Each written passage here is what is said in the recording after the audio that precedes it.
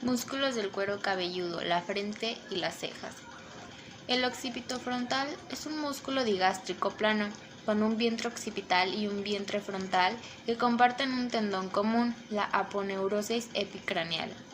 Como la aponeurosis es una capa del cuero cabelludo, la contracción independiente del vientre occipital retrae el cuero cabelludo y la contracción del vientre frontal lo desplaza hacia adelante. El vientre frontal eleva las cejas y produce arrugas transversales en la frente, lo que otorga al rostro una expresión de sorpresa.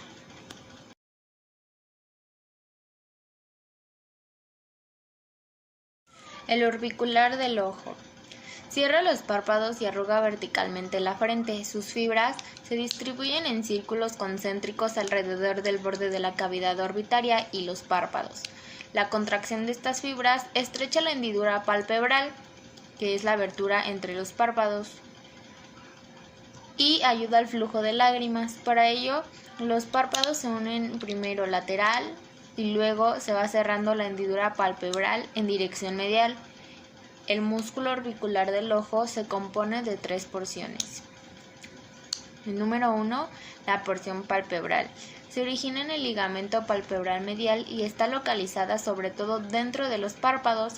Cierra suavemente los párpados como al parpadear o al dormir para evitar que se desequen las córneas. Luego tenemos la porción lagrimal. Esta discurre posteriormente al saco lagrimal, cierra los párpados medialmente y ayuda al drenaje de las lágrimas. Por último tenemos la porción orbitaria. Está superpuesta al borde de la cavidad orbitaria y se inserta medialmente en el frontal y el maxilar. Cierra con fuerza los párpados, como al entrecerrar los ojos, para proteger los ojos frente al resplandor o el polvo. Cuando se contraen de modo simultáneo las 3 porciones del orbicular, los ojos quedan firmemente cerrados.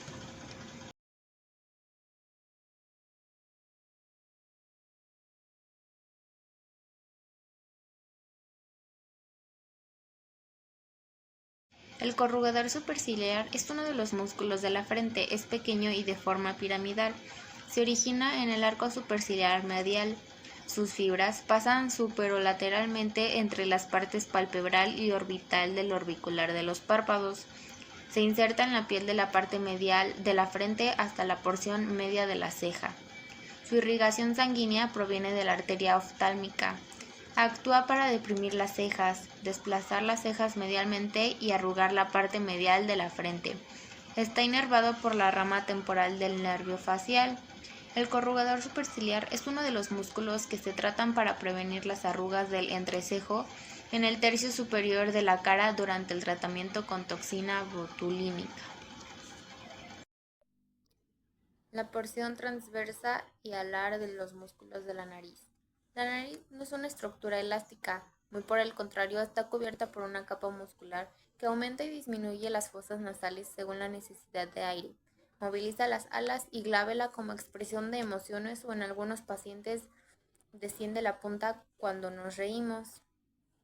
La porción transversa va desde la aponeurosis de la línea media del dorso nasal hasta el área sobre los caninos del maxilar superior que se eleva donde se contrae. La porción alar sale de la misma zona en el dorso y va al área sobre los incisivos laterales y cartílagos alares. El músculo porción transversa de la nariz, que es el compresor, se origina en el proceso frontal del maxilar. Su inserción es la aponeurosis del puente de la nariz. Se inerva con el nervio facial y su acción es que comprime los cartílagos nasales móviles. El músculo prócer se origina en el hueso nasal. Su inserción es la piel entre las cejas. Su inervación es el nervio facial y la acción es que frunce la piel de la nariz. El músculo porción alar nasal, que es el dilatador de la nariz, se origina en el maxilar. Su inserción es el ala de la nariz. Se inerva con el nervio facial y su acción es que agranda la abertura de la nariz, o sea, los orificios nasales.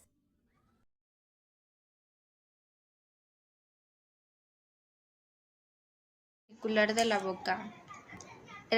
Es el primer músculo de la serie de esfínteres asociados con el sistema alimentario, el tubo digestivo. Rodea la boca dentro de los labios y controla la entrada y salida a través de la hendidura bucal.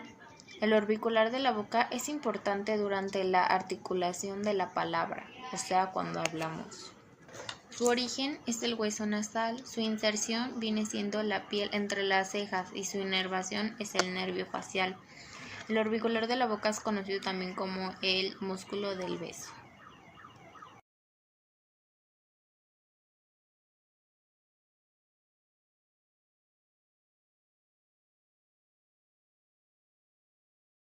Los músculos de la boca, los labios y las mejillas. La forma de la boca y los labios se controlan mediante un grupo tridimensional de esteris musculares, elevadores, retractores y eversores del labio superior, depresores, retractores y eversores del labio inferior, el orbicular de la boca, el esfínter situado alrededor de la boca y el buccinador en la mejilla. En reposo, los labios se hallan en suave contacto y los dientes están juntos. Entre los músculos dilatores de labios están el elevador del labio superior y el ala de la nariz, elevador del labio superior, el cigomático menor, cigomático mayor, elevador del ángulo de la boca, el risorio, el depresor del ángulo de la boca, el depresor del labio inferior y el mentoniano.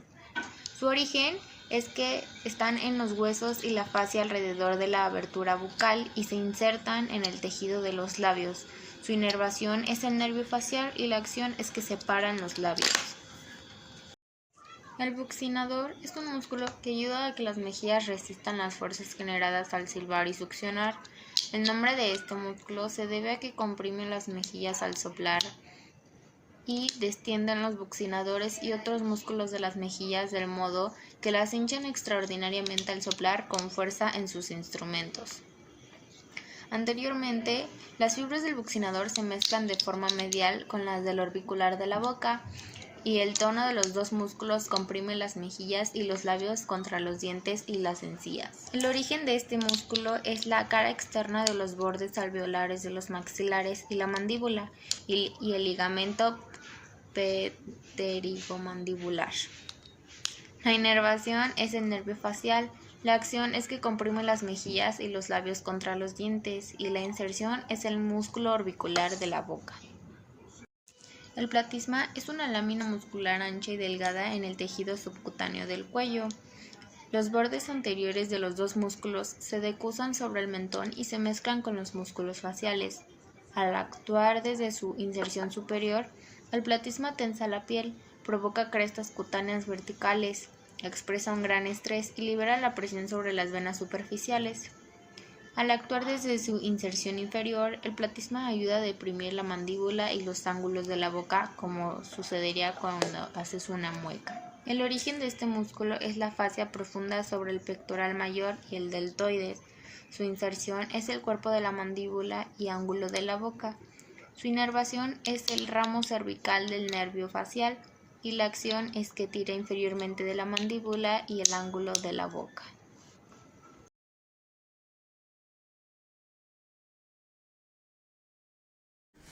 Hola, mi nombre es Manuel. Esta es mi parte del video. Mi tema es sobre los músculos del cuello. Espero les agrade. Los músculos del cuello se dividen en varias categorías según su ubicación y su función. Tenemos los músculos superficiales, que son el esternocleidomastoideo, que es un músculo grande y prominente que se encuentra en la parte lateral del cuello. Ayuda en la rotación y en la flexión de la cabeza hacia el hombro opuesto y en la flexión del cuello. También tenemos, aquí está el esternocleidomastoideo, por aquí se puede ver. También tenemos al trapecio. El trapecio, aunque cubre la región posterior del cuello y parte de la espalda, también contribuye en el movimiento y la estabilización de la cabeza. Proseguimos con los músculos supraioideos, que estos músculos se encuentran sobre el hueso ioides y contribuyen a la elevación del ioides y la laringe, importantes en la deglución y en el habla. La deglución es este proceso que nos ayuda a llevar los alimentos, la saliva y también alimentos y saliva de la boca al momento de tragar hasta el estómago. Bueno, proseguimos. Un pequeño dato curioso. Bueno, seguimos con... Bueno, continuamos con los músculos. Que está el digástrico, que está compuesto por dos vientres, que es el anterior y el posterior.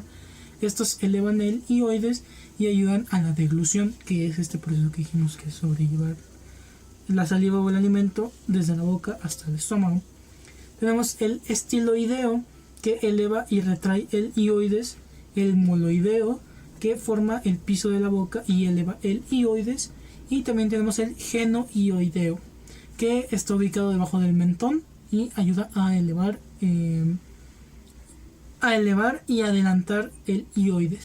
Bueno, proseguimos con los músculos infrahioideos, que también son llamados músculos de la región infrahioidea, o músculos de cuello anteriores. Se encuentran debajo del hueso hioides y lo descienden durante la deglución. Y estos músculos son el esternohioides. El nombre externo capaz si le suene, como en el primer video de esternocleidomastoideo, que esta ayuda a bajar el hioides tras la deglución, que es este proceso que ya se dijo en el video anterior. El homoideo tiene dos vientres, que es el superior e el inferior, y descienden el hioides. También tenemos al esternotiroideo, que baja el cartílago tiroides. Y por último tenemos al tiroioideo, que ayuda a bajar el hioides, o elevar la laringe. Bueno, seguimos con los músculos escalenos. Estos músculos escalenos son tres músculos, que es el anterior, el medio y el posterior, que están situados en la parte lateral del cuello y ayudan a la flexión y rotación del cuello. También actúan como músculos accesorios en la respiración al elevar la primera y segunda costilla. Bueno, y pues aquí se puede ver el anterior, creo que están aquí abajito. El anterior, el medio y el posterior. Sí. Continuamos con los músculos prevertebrales. Estos músculos se encuentran profundos en el cuello y se encuentran frente a las vértebras cervicales y ayudan a la flexión del cuello y de la columna cervical, como viene su nombre. Tenemos lo que es largo del cuello, que es el que flexiona y rota la columna cervical. Tenemos el largo de la cabeza, que es el que flexiona la cabeza y el cuello. También tenemos recto anterior de la cabeza, que flexiona la cabeza, y el recto lateral de la cabeza, que contribuye en la flexión lateral de la cabeza. Bueno, y tenemos los músculos suboccipitales, que son estos pequeños músculos situados en la base del cráneo, que contribuyen a los movimientos finos de la cabeza. Estos incluyen el recto posterior mayor de la cabeza, el recto posterior menor de la cabeza, el oblicuo superior de la cabeza y el oblicuo inferior de la cabeza.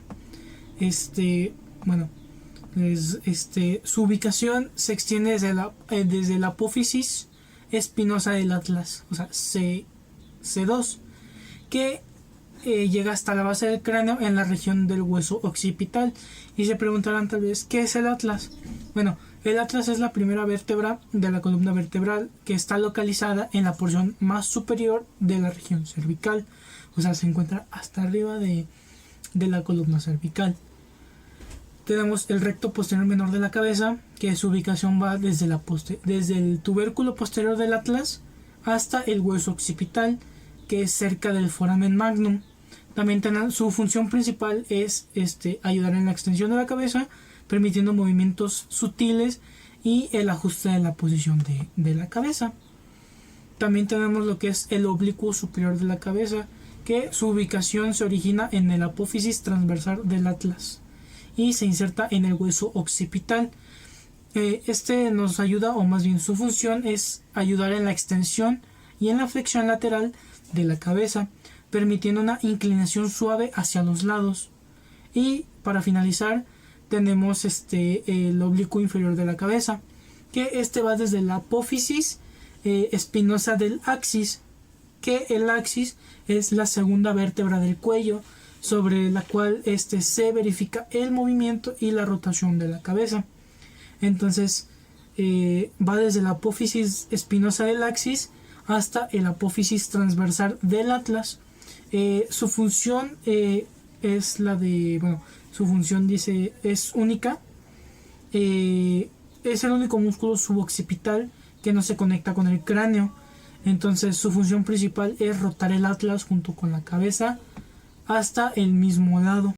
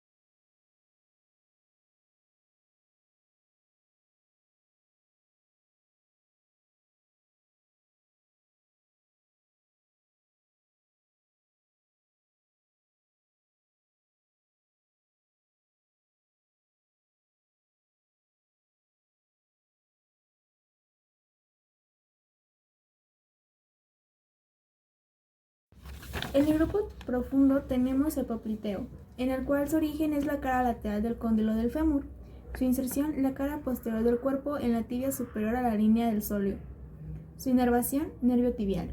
Su acción es flexionar la pierna en la articulación de la rodilla, desbloquear la articulación de la rodilla mediante la rotación lateral del fémur en la tibia y relaja los ligamentos en la articulación. El flexor largo de los dedos, su origen es la cara posterior del cuerpo de la tibia. Su inserción es la base de las falanges distales de los 4 dedos laterales. Su inervación, nervio tibial. Su acción es flexionar las falanges distales de las 4 dedos laterales. Flexión plantar del pie en la articulación del tobillo. Mantiene los arcos longitudinales medial y lateral del pie. El flexor largo del dedo gordo, su origen es la cara posterior del cuerpo de la fíbula. Su inserción, la base distal de la falange del dedo gordo. Y su inervación, nervio tibial. Su acción es flexionar la falange distal del dedo gordo, flexión plantar del pie en la articulación del tobillo y mantiene el arco longitudinal medial del pie. El tibial posterior, su origen es una cara posterior de los cuerpos de la tibia y la fíbula y la membrana interósea. Su inserción es la tuberosidad del hueso navicular y otros huesos adyacentes. Su inervación es el nervio tibial y su acción será la flexión plantar del pie en la articulación del tobillo, inversión del pie en las articulaciones subtalar y transversa del tarso y mantiene el arco longitudinal medial del pie.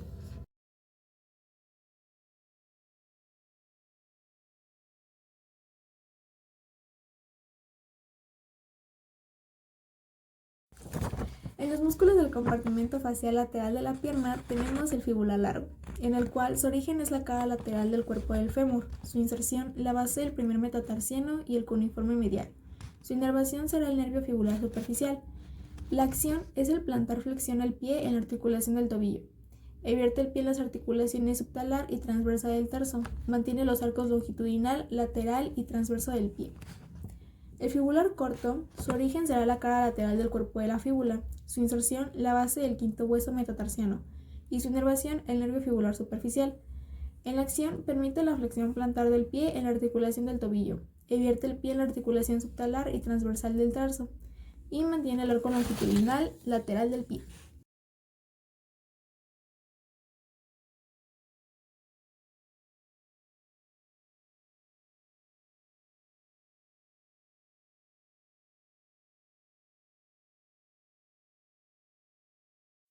En los músculos del compartimento facial anterior del muslo tenemos el sartorio, en el que su origen es la espina ilíaca anterior superior. Su inserción es la cara medial del cuerpo de la tibia.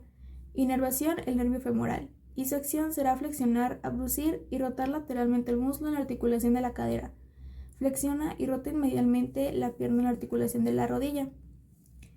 El ilíaco, en el que su origen es una fosa ilíaca del hueso coxial. Su inserción es con el psoas en el trocante menor del fémur. Su inervación será el nervio femoral y su acción es flexionar el muslo contra el tronco. Si el muslo está fijo, flexiona el tronco contra el muslo como al levantarse una posición acostada. El psoas, como origen, tiene procesos transversos, cuerpos y discos intervertebrales de la vértebra T12 y las 5 lumbares. Su inserción es con el ilíaco, en el trocante menor del fémur. Su inervación será el plexo lumbar y su acción es flexionar el muslo contra el tronco. Si el muslo está fijo, flexiona el tronco contra el muslo al levantarse una posición acostada. Y tenemos el pectíneo, en el que su origen es una rama superior del pubis. Su inserción es el extremo superior de la línea áspera del cuerpo del fémur. Inervación, el nervio femoral. La acción es flexionar y abducir el muslo sobre la articulación de la cadera.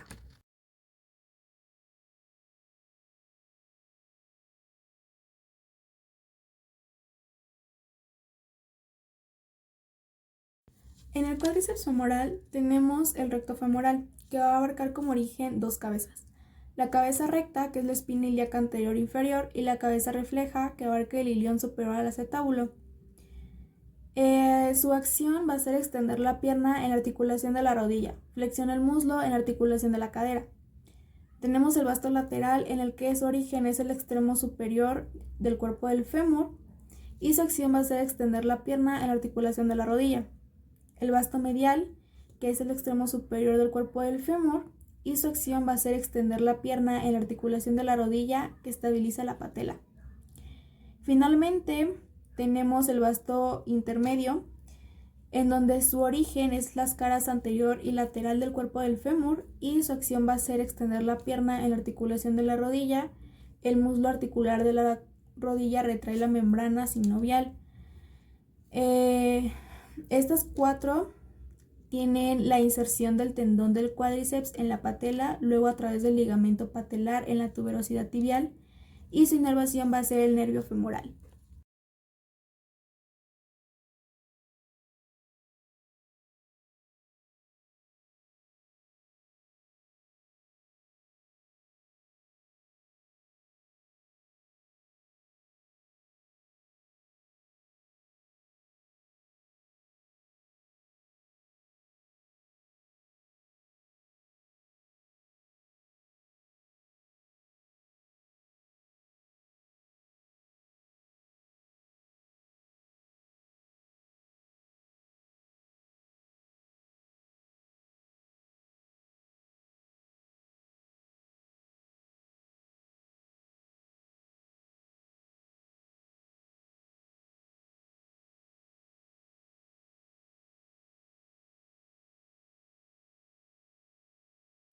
En los músculos del compartimento facial medial del muslo tenemos el gracil, en el cual su origen es la rama inferior del pubis, rama del isquion. Como inserción, la porción superior del cuerpo de la tibia en la cara medial. Inervación, nervio obturador. Su acción es aducir el muslo en la articulación de la cadera, flexiona la pierna sobre la articulación de la rodilla. El aductor largo, como origen, tiene el cuerpo del pubis, medial al tubérculo del pubis. Su acción es aducir el muslo en la articulación de la cadera y ayuda a la rotación medial. El aductor breve, como origen, tiene la rama inferior del pubis, y su acción es aducir el muslo en la articulación de la cadera. Ambas tienen la misma inserción, la cual es la cara posterior del cuerpo del fémur, la línea áspera.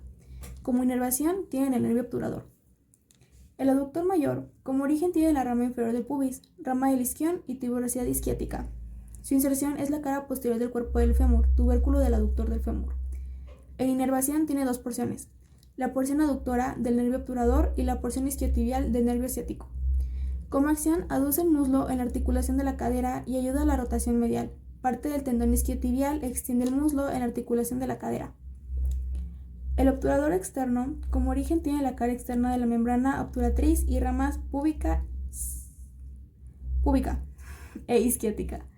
Como inserción, la cara medial del tocante mayor. Su inervación será el nervio obturador y su acción será rotar lateralmente el muslo en la articulación de la cadera.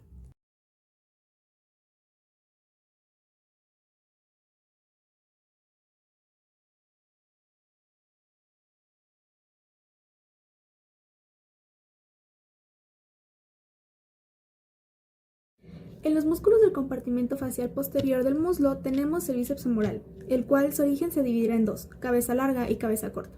En la cabeza larga tenemos la tuberosidad isquiática y en la cabeza corta la línea áspera y la cresta supracondilia lateral del cuerpo del fémur. Su inserción será la cabeza de la fíbula y su inervación también se dividirá en dos, cabeza larga y cabeza corta. En la cabeza larga abarca la porción tibial del nervio ciático y en la corta la porción fibular común del nervio ciático. Su acción será flexionar y rotar lateralmente la pierna en la articulación de la rodilla. La cabeza larga también extiende el muslo en la articulación de la cadera. Después tenemos el músculo semitendinoso y el semimembranoso, en el cual su inserción del semitendinoso será la parte superior de la superficie medial del cuerpo de la tibia, y en el semimembranoso el cóndilo medial de la tibia. Ambas van a tener el mismo origen, la cual será la tuberosidad isquiática, y la misma inervación, la cual es la porción tibial del nervio ciático. Ambas comparten la misma acción, la cual será flexionar y rotar medialmente la pierna en la articulación de la rodilla. Extiende el muslo en la articulación de la cadera. Tenemos el aductor mayor, que es la porción isquiotibial. Su origen es la tuberosidad isquiática. Su inserción, el tubérculo del aductor del fémur. Su inervación será la porción tibial del nervio ciático y su acción es extender el muslo en la articulación de la cadera.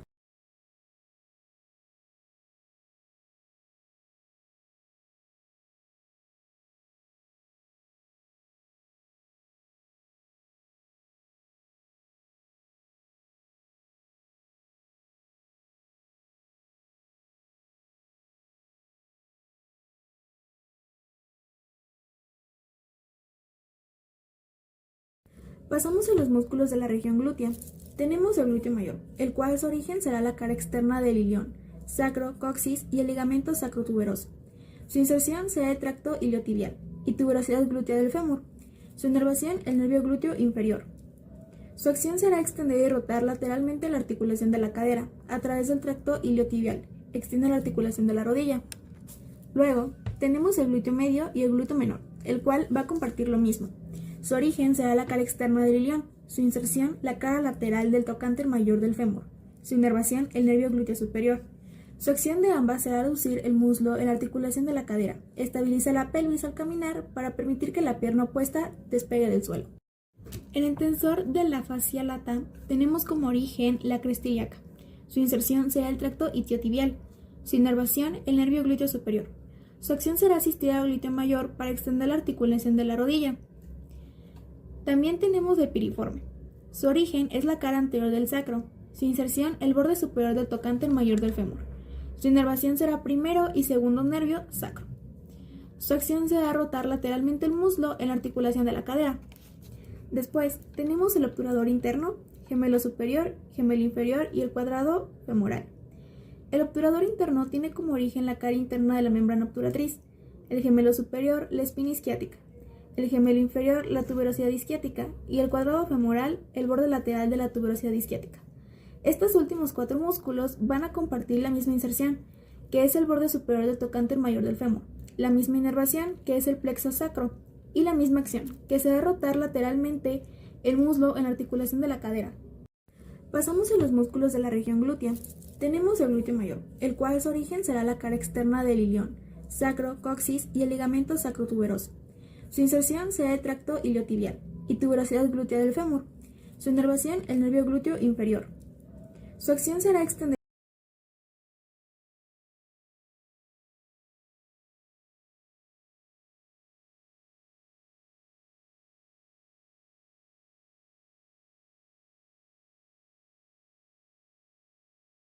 Continuamos con los músculos perineales, el cual se va a dividir en tres grupos. Comencemos con el grupo del músculo del esfínter externo del ano.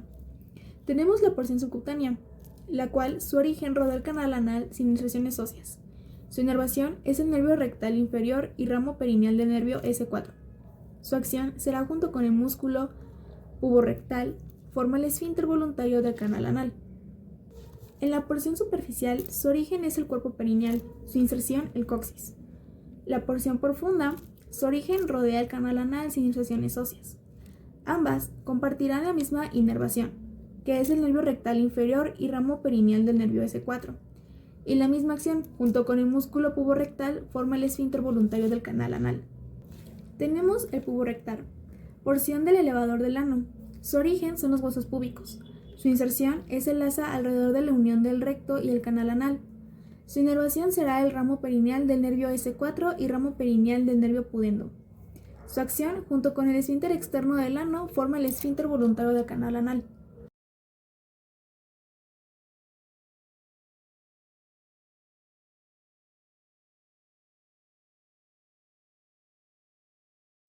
El esfínter de la uretra tiene como origen el arco del pubis, como inserción rodea la uretra, como inervación el ramo perineal del nervio pudendo, y como acción esfínter voluntario de la uretra. Pasamos con el músculo transverso superficial del perine y profundo del perine, el cual, en el transverso superficial tenemos la tuberosidad isquiática como origen, y en la rama del isquion como origen del profundo del perine. Ambas van a compartir la misma inserción, que será el cuerpo perineal, la misma inervación, que es el ramo perineal del nervio pudendo, y la misma acción que se irá a fijar el cuerpo perineal.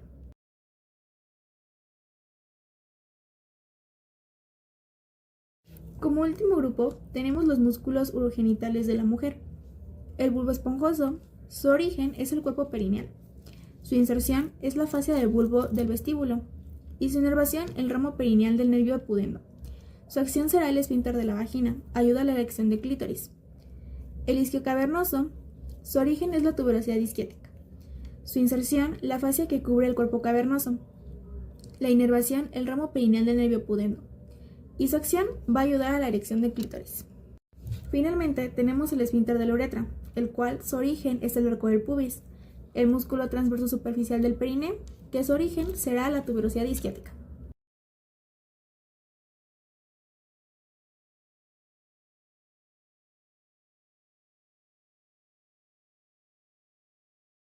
Seguimos con los músculos de la planta del pie, la cual tiene 4 capas. Empezamos con la primera. Tenemos el aductor del dedo gordo, el cual su origen es la tuberosidad medial del calcáneo y retináculo flexor. Su inserción es la base de la falange proximal del dedo gordo. Su inervación, el nervio plantar medial. Su acción será flexionar y aducir el dedo gordo del pie. Refuerza el arco longitudinal medial. En el flexor breve de los dedos tenemos como origen el tubérculo del calcáneo menial. Su inserción serán 4 tendones a los 4 dedos laterales. Se insertan en los bordes de las falanges medias y tendones perforados por el flexor largo de los dedos. Su inervación será el nervio plantar medial. Y su acción flexiona los 4 dedos laterales. Refuerza las longitudinales medial y lateral. En el aductor del quinto dedo, su origen es el tubérculo calcáneo, medial y lateral. Su inserción es la base de la falange proximal del quinto dedo. Su inervación, el nervio plantar lateral. Y su acción es flexionar y aducir el quinto dedo del pie. Refuerza el arco longitudinal lateral.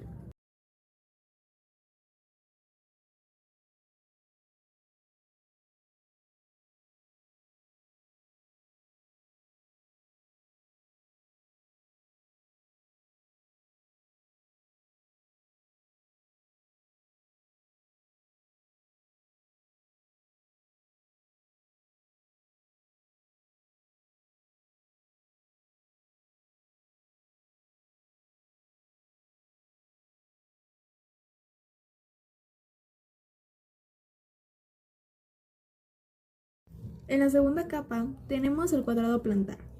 Su origen son las caras medial y lateral del calcáneo. Su inserción, el tendón flexor largo de los dedos. Su inervación será el nervio plantar lateral y su acción es ayudar al flexor largo de los dedos en la flexión de los 4 dedos laterales. En el músculo lumbrical, su origen son los tendones del flexor largo de los dedos. Su inserción es la expansión extensora dorsal, la base de las falanges proximales de los 4 dedos laterales.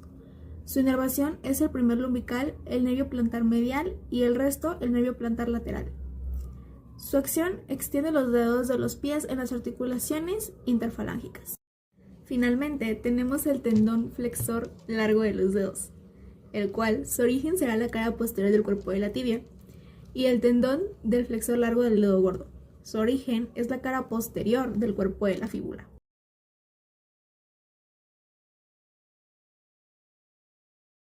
Continuemos con la tercera capa. Tenemos el flexor breve del dedo gordo. Su origen es la inserción del cuboides cuneiforme lateral tibial posterior. Su inserción es el tendón medial en la cara medial de la base de la falange proximal del dedo gordo del pie. Su inervación es el nervio plantar medial y su acción es flexionar la articulación metatarsofalángica del dedo gordo del pie y mantiene el arco longitudinal medial. En el aductor del dedo gordo tenemos como origen dos cabezas. La cabeza oblicua, que va a abarcar las bases de los huesos metatarsianos, y la cabeza transversa, que abarca los ligamentos plantares. Su inserción será la cara lateral de la base de la falange proximal del dedo gordo del pie.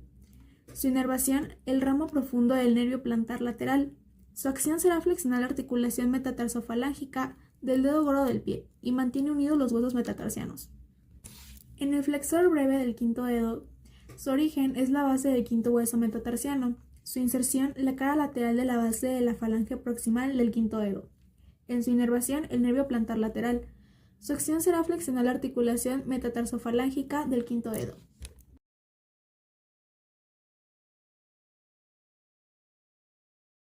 Como cuarta capa y última, tenemos los dorsales, el cual su origen será los lados adyacentes de los huesos metatarsianos.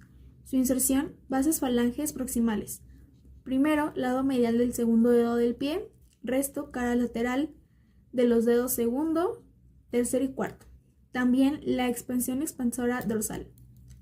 Su inervación será el nervio plantar lateral y su acción, aducción de los dedos del pie, flexión de las articulaciones metatarsofalángicas y la extensión de las articulaciones interfalángicas. Seguimos con los plantares. Su origen son las caras inferiores de los huesos metatarsianos, tercero, cuarto y quinto. Su inserción es lado medial de las bases de las falanges proximales de los 3 dedos laterales. Su inervación, el nervio plantar lateral.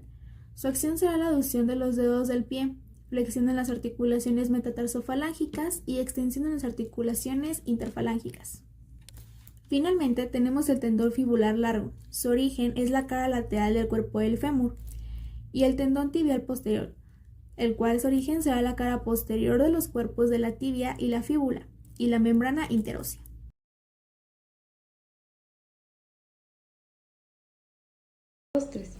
Bueno, antes que nada les voy a explicar el origen y la inserción. El origen es la inserción fija y la inserción es la inserción móvil.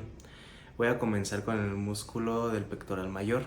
Este músculo que se origina en el borde inferior de la clavícula, en el borde lateral del esternón, así como también en los 6 cartílagos costales. Este músculo se enrolla, o sea, se encurva y se inserta en la corredera bicipital del húmero, haciendo que su función sea aducir y rotar la parte interna del brazo. Seguimos con el pectoral menor. Este se origina en la segunda a la quinta costilla, aunque parezca que es de la tercera a la quinta, en realidad es a la segunda a la quinta, y se inserta en la apófisis coracoidea de la escápula, haciendo que su función sea de descender el hombro. Continuamos con el músculo subclavio. Se origina en la unión de la primera costilla con el primer cartílago costal y se inserta en un canal que está en la cara inferior de la clavícula. Su función es que esa articulación externa clavicular quede estable y no se salga de la cabeza de la clavícula. en la fosita clavicular que le deja el esternón. Bueno, continuamos con el músculo serrato mayor. Su origen es desde la primera hasta la octava costilla. Se dirige hacia el lateral y se pone por delante de la escápula para insertarse finalmente en el borde medial de la escápula. Su función es llevar la escápula hacia afuera, o sea, que abduce el brazo. Seguiremos con los músculos superficiales del dorso, empezando con el trapecio, siendo su origen en la línea curva superior del occipital, protuberancia occipital externa, el ligamento cervical posterior llamado ligamento nucal y apófisis espinosa de todas las vértebras y dorsales. Su inserción es en el labio superior de la espina a la escápula y su función es justamente girar y elevar a la escápula. Seguiremos con el dorsal ancho. Este músculo tiene un amplio origen de las últimas vértebras dorsales, desde la octava hasta la doceava, así como en todas las vértebras lumbares, a través de la apeneurosis, sin inserción es en la corredera bicipital, haciendo de su función el aductor del brazo extensor. A continuación veremos un video por donde podemos presenciar los músculos.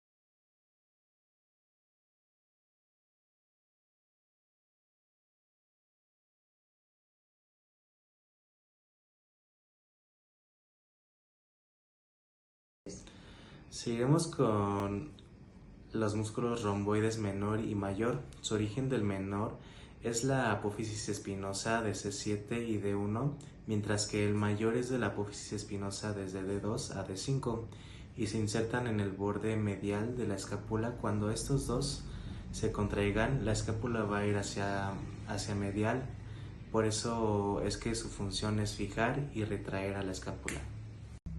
Ahora hablaremos de los músculos del hombro, empezando con el deltoides. Este se origina donde se inserta el trapecio, solo que en este caso será el borde inferior de la estructura de la escápula y clavícula. La inserción es la tuberosidad llamada y deltoidea del húmero, y su función importante de este músculo es abducir y flexionar el brazo.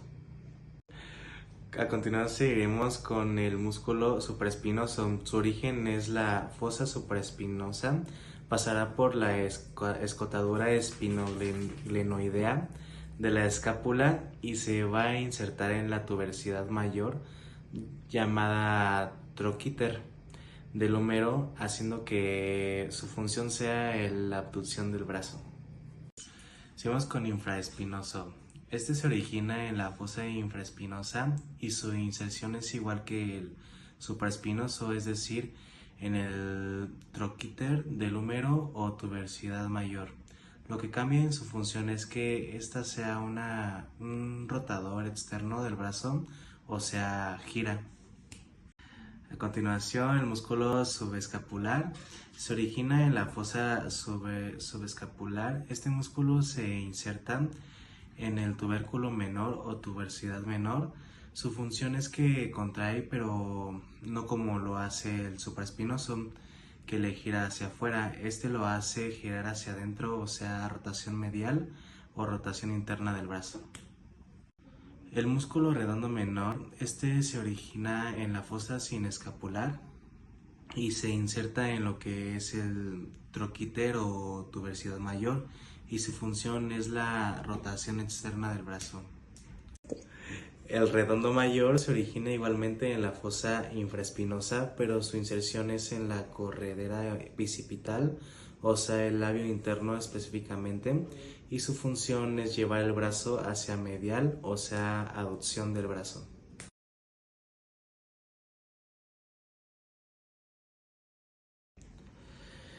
El músculo supinador largo, también conocido como braquiorraquial, está del lado lateral viendo una posición anatómica. Se origina específicamente a nivel de la cresta supracondilea lateral y se inserta a nivel de lo que es el radio, justo por encima de la apófisis estiloides del radio. Es el único músculo posterior del antebrazo que es flexor. Extensor radial largo del carpo. Se origina a nivel de lo que es la cresta supracondilea lateral, poquito abajo del origen del supinador largo, y su inserción específicamente es la base del segundo metacarpiano, de manera que su función va a ser extender a la mano, no el antebrazo, porque no está insertado en el antebrazo. Extensor radial corto del carpo. Su origen es el tendón común y se inserta en la base del segundo y tercer metacarpiano, y su función es extender y abducir la mano. Extensor común de los dedos. Ese músculo se origina a nivel de lo que es la epicóndilo lateral del húmero y luego se divide en 4 tendones. Esos van a ir a los dedos más laterales, al pulgar no, ya que ese tiene su propio músculo. Se insertan entonces en los falanges proximales de los dedos laterales. Extensor del meñique. Se origina entonces el tendón común a nivel del epicóndilo lateral del húmero. Se dirige hacia abajo para insertar a nivel de la falange proximal media y distal del quinto dedo, haciendo que su función sea la extensión de la falange proximal del quinto dedo. Extensor cubital del carpo. Se origina a lo que es el tendón común ya mencionado y a nivel de lo que es el dorso cúbito, y se inserta en la base del quinto metacarpiano. Su función viene siendo lo que es la extensión y aducción de la mano. El músculo ancondeo se origina a nivel del opicóndilo humeral, pero no en el tendón común, para insertarse en lo que es la parte posterior del olecranon del cúbito y en la propia diáfisis cubital. Su función es ayudar a la pronación y también que ayuda a estabilizar la articulación del codo.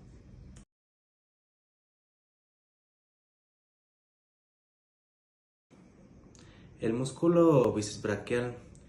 Ese se origina por 2 cabezas, la cabeza corta y la cabeza larga. En posición anatómica, ese lado medial es de la apófisis coracoides de la escápula, la cabeza corta. La cabeza larga, en posición anatómica, es el del lado lateral. Es atravesa del tubérculo supraglenoideo de la escápula. Ambas cabezas se unen y se insertan en la tuberosidad del radio. Su función es la flexión y supinación del antebrazo.